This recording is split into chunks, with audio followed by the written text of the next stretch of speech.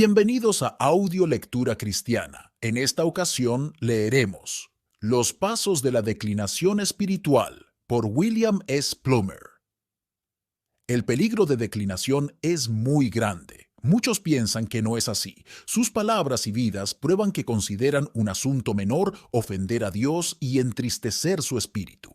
Son fríos y desalmados en su servicio. Su temor de ofender a Dios es un principio débil. No los gobierna, no tiene fuerza ni autoridad sobre sus corazones. Siempre estamos en peligro cuando tenemos pensamientos leves sobre la maldad del pecado y no tenemos nuestros lomos ceñidos. Apartarse de Dios es buscar la oscuridad. Preguntemos entonces quiénes son los descarriados. Este es un punto de gran importancia. Como todos los asuntos de la religión práctica, exige franqueza, seriedad y ser sin acepción. Quien quiera engañarse a sí mismo comúnmente puede hacerlo. No es una prueba concluyente de que uno no sea un reincidente, de que uno mismo no esté convencido de ello. Un hombre verdaderamente piadoso en estado de declinación suele tener algunos temores respecto de sí mismo, pero muchos se apartan gravemente de Dios sin estar plenamente convencidos de su error. Es una triste verdad que todo pecado ciega la mente y endurece el corazón. Es muy difícil convencer a cualquier hombre de su culpabilidad. Tenemos el relato de una iglesia primitiva que se encontraba en una triste decadencia, ni fría ni caliente, y lista para ser expulsada. Y sin embargo, lejos de tener un sentido justo de su estado, dijo: «Soy rica y me he enriquecido, y de nada tengo necesidad». Y no sabía que era desdichada, miserable, pobre y ciega, y desnudo. Apocalipsis 3:17. A muchos se les impide reconocer sus rebeliones porque se les restringe los pecados manifiestos. Si hubieran caído públicamente en abierta iniquidad, se sonrojarían y se avergonzarían. Lamentarían su maldad ante Dios y los hombres. Pero hasta el momento, todo es secreto. Son simplemente, por así decirlo, descarriados de corazón. Nadie sabe de su maldad espiritual. Nadie puede acusarlos de vivir en frialdad o en iniquidad. Por tanto, concluyen que todo está bien, pero están equivocados. Puede que todo esto llegue al conocimiento de los hombres en poco tiempo. Así fue con David. Dios le dijo: «Porque tú lo hiciste en secreto, pero yo haré esto delante de todo Israel y delante del sol». Segunda de Samuel 12:12. También hay que decir que es fácil alejarse de Dios. Nos extraviamos desde el vientre hablando mentiras. Es tan natural para nosotros hacer el mal como que las chispas asciendan. En nuestro viaje hacia el cielo, el viento y la marea están en nuestra contra. Si no hacemos nada para superar su acción, nos llevarán. Podemos ir al infierno sin proponérselo, sin hacer ningún esfuerzo en ese sentido. Toda decadencia grave en la fe comienza con la negligencia de los deberes secretos. Estos son la meditación, el autoexamen, la lectura de las Escrituras, la alabanza y la oración. Un caminar cercano con Dios asegura regularidad y disposición alegre en el desempeño de estos deberes. Pero para ellos, una indisposición es uno de los primeros signos de que la salud espiritual está fallando. Este síntoma debería producir alarma. A veces lo hace, y entonces el enemigo no obtiene ninguna ventaja permanente. Pero a menudo el alma se tranquiliza, se toma completamente por sorpresa y permite que los deberes públicos de la cristiandad reemplacen al secreto. Un verdadero cristiano difícilmente puede vivir sin una oración secreta, pero puede estar en tal estado que tristemente desprecie los medios de la comunión personal con Dios. Los tiempos de meditación piadosa pueden ser pocos. Las Escrituras pueden dejar de ser para el alma los oráculos vivientes, la miel y el panal. El autoexamen puede resultar una tarea difícil y revelador de maldades inesperadas. La alabanza y la acción de gracias pueden convertirse en cosas extrañas, y aquel que cantó en la noche puede dejar el alma en suspiros y zarandeos. Entonces la oración será considerada más como una exigencia que debe concederse que como un privilegio que debe disfrutarse. Cuando la piedad florecía en el alma, no bastaba con realizar los deberes secretos de manera declarada y formal. Sin haberles fijado un tiempo determinado, el alma proseguía ocasionalmente sus piadosas reflexiones, sus autoexámenes, sus serias investigaciones, sus agradecidos pensamientos. Cantaría algunas notas de alabanza, clamaría a Dios, incluso cuando estuviera alejado del lugar y circunstancias habituales de devoción. Sí, en medio de los negocios terrenales, las aspiraciones devotas ascenderían al Padre de las Misericordias. Se contemplarían piadosamente los acontecimientos de la providencia que ocurrieran sucesivamente. La lágrima de la penitencia a menudo fluía, y la esperanza despertaba en el alma una gran alegría y vivacidad. Pero cuando tal persona retrocede, la religión queda gradualmente excluida de un lugar en los asuntos comunes de la vida. Sus deberes son arrinconados o retirados de la atención horaria. Entonces uno saldrá de su armario, aquietando su conciencia con la reflexión de que ha pasado algún tiempo en la estricta observancia de deberes secretos, y ahora se siente más libre para acoger los asuntos del mundo. Sigue al Señor, pero no del todo, ni de todo corazón. Aquí comienza el triste trabajo de la declinación. El pecado avanza rápidamente, comienza la esclavitud y el desconcierto. El alma ya está en una red. Bienaventurado el que ahora atiende a la alarma, regresa al camino y al Salvador, y es restaurado a la paz, a la buena conciencia y a la luz del rostro de Dios. A veces esto sucede, y en todos los casos hay que intentarlo, pero muchas veces el pecado cobra fuerza. El reincidente llega a mayores extremos. El siguiente paso es descuidar la devoción familiar y social. Puede que esto no se dé pronto, pero es casi imposible ser frío y formal en el armario y animado, y puntual en los deberes congregacionales de la devoción. La hipocresía puede llegar muy lejos, pero rara vez llega tan lejos. Los hombres se ven afectados por la tentación de menospreciar u omitir el culto familiar o la oración con la iglesia, según el estado de sus corazones. Al cristiano vivaz y en crecimiento, el adversario viene, pero no tiene nada en él. Sus atractivos no surten efecto. Pero al que descuida sus deberes espirituales, el enemigo se acerca con valentía. Encuentra resistencia en vano a sus razonamientos y finalmente cede. Las piedras del altar familiar empiezan a estar sueltas y a punto de caer, y el pequeño círculo de oración queda completamente abandonado. ¿Qué estado tan triste es este? Cuán ciega se vuelve la mente bajo el poder del pecado. Nadie excepto Dios puede frenar eficazmente esta dolorosa declinación.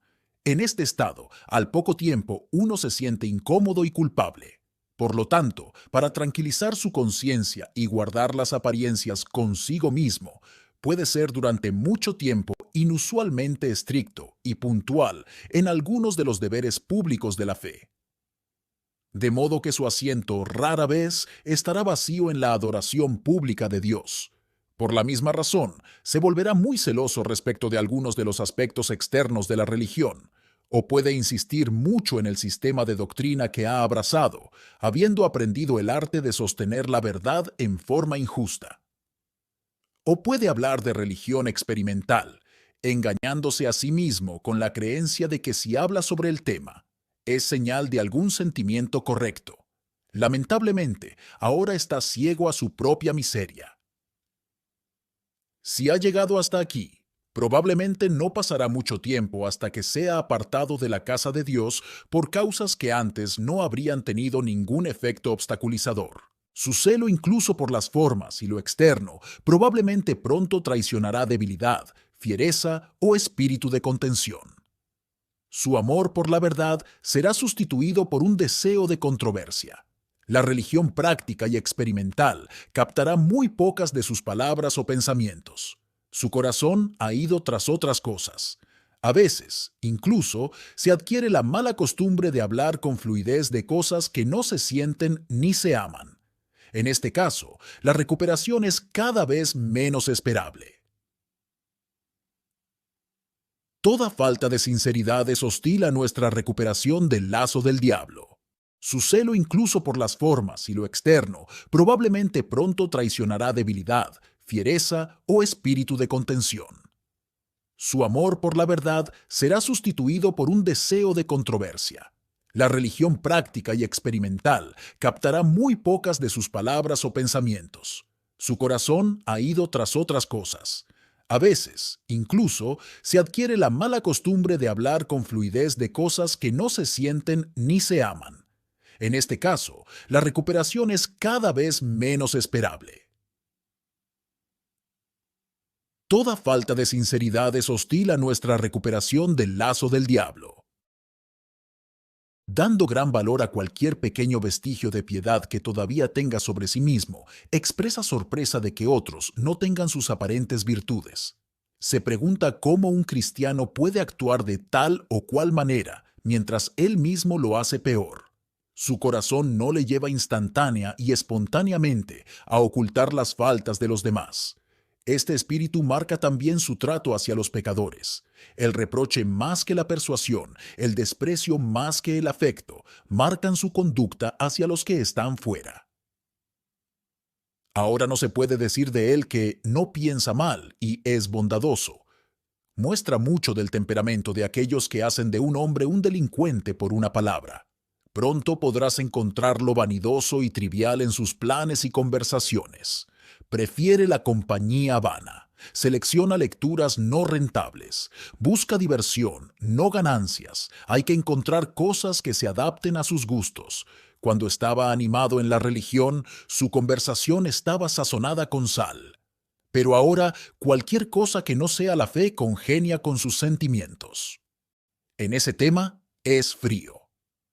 Sobre las cosas temporales, habla con entusiasmo y animación. Puede que no abandone por completo la sociedad de los cristianos espirituales, pero no siempre evitará al simple y al burlador. Las meras obras de gusto o fantasía sustituirán en gran medida a los sólidos y profundos tratados sobre fe que alguna vez deleitaron su alma. La Biblia no refresca su alma como antes. Sus amigos piadosos se alarman por su estado y lloran secreto.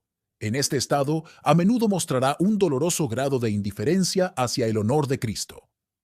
Una apostasía, que en otro tiempo le habría costado lágrimas amargas, difícilmente despierta una punzada pasajera. Puede que no profane groseramente el nombre, la palabra o el día del Señor, pero se siente mucho menos afligido que antes por tales pecados en otros. Cuando ve a la gente hundida en el pecado, su espíritu no se conmueve dentro de él. No se aflige por la aflicción de José. Él no llora entre el pórtico y el altar como lo hacía antes, clamando, «Perdona a tu pueblo, oh Jehová». Tampoco se alegra como antes al oír hablar de la difusión de la verdad, de la conversión de los pecadores y del progreso del Evangelio. Una vez, su alma se inflamó de amor y saltó de gozo cuando oyó hablar del resurgimiento de la fe. Un cristiano vivaz se une a los ángeles para regocijarse, incluso por un solo pecador que se arrepiente. Pero el reincidente tiene poco interés en tales acontecimientos. Es dudoso si se ama más a sí mismo o a su Salvador. Le entristece más oírse injuriado que oír blasfemar a su Salvador. Le alegra más oírse alabado que oír elogiar a su Salvador. Tales cosas hacen dudoso que alguna vez haya conocido al Señor. Es una mala señal si no debilitan su confianza en su propia conversión. Estas cosas conducen a una gran disminución del sólido consuelo cristiano. Tiene pocos cantos de santa alegría. Su corazón es demasiado frío para disfrutar de los deberes religiosos. Mira el pasado sin verdadero placer. Le recuerda el tiempo perdido, los votos rotos, las oportunidades perdidas, las comodidades desperdiciadas, las misericordias despreciadas. Tiene mucho miedo del futuro, se acuerda de Dios y se turba. Tiene miedo de las malas noticias, está esperando algún castigo doloroso. Sus viejos pecados que lo acosaban reviven con gran poder. La levedad reemplaza a la seriedad, la inquietud expulsa la dulzura. La ambición comienza a arder en el seno donde antes habitaban la humildad y el contentamiento. La codicia retoma su despotismo férreo, o la prodigalidad estalla de nuevo. el corredor celestial toma una a una las pesas que antes había dejado a un lado. Corre, pero con la misma incertidumbre. Lucha, pero con gran debilidad. Aquellos que se han apartado así de Dios deben ver qué pueden hacer solos. Dios les permite probar su propio poder y recursos. De tales, el Consolador dice: «Iré y volveré a mi lugar, hasta que reconozcan su culpa y busquen mi rostro. En su aflicción me buscarán temprano». Sansón ahora está despojado de los hilos de su fuerza. Sería bueno si no se le obligara a burlarse de los filisteos. Nadie puede decir cuánto tiempo puede uno permanecer en este estado. Escapar de tal error y pecaminosidad no es cosa fácil. A Dios le agradó restaurar de inmediato a Pedro, después de que había negado a su Señor. Pero parece que pasaron meses antes de que David derramara por sus crímenes las lágrimas del verdadero arrepentimiento. No es fácil escapar de la trampa del diablo cuando una vez hemos sido llevados cautivos por él a su voluntad. Ahora se cumple aquella escritura: «El rebelde de corazón se llenará de sus caminos». Proverbios 14:14. Abandonó a Dios, fuente de aguas vivas. Este fue su primer error. El segundo fue semejante. Se hizo cisternas rotas que no podían retener agua. Jeremías 2:13. Ahora Dios puede soltar sobre él sus corrupciones o enviar un mensajero de Satanás para abofetearlo. Está afligido. Es sacudido por la tempestad y no tiene consuelo. Está tan avergonzado que no puede mirar hacia arriba. Está convencido de que merece el rechazo. Los dolores de la recuperación de un descarriado a menudo superan los de una primera conversión. Y ahora te pregunto, ¿estás en un estado de declinación? ¿Es usted frío, formal o negligente en los deberes secretos de la espiritualidad? ¿Sientes la inquietud de la culpa? ¿Tienes miedo de las malas noticias? ¿Vives en constante temor de dolorosas calamidades? ¿Las ordenanzas no te resultan agradables? ¿Estás en el ejercicio constante de la caridad o te entregas a un espíritu permisivo de crítica y censura? ¿Eres vanidoso, ligero, insignificante? ¿Prefieres la compañía de los devotos? ¿Qué libros seleccionas? ¿Estás vivo para el honor de Cristo? ¿Disfrutas de la vida cristiana? Que estas preguntas solemnes se hagan con frecuencia y se respondan honestamente mientras dan cuentas a Dios. Amén. William Plumer fue ministro presbiteriano estadounidense. Nació en Greensburg, Pensilvania, Estados Unidos. Muchas gracias por escuchar Audio Lectura Cristiana. El Señor les bendiga, amados hermanos. Hasta la próxima.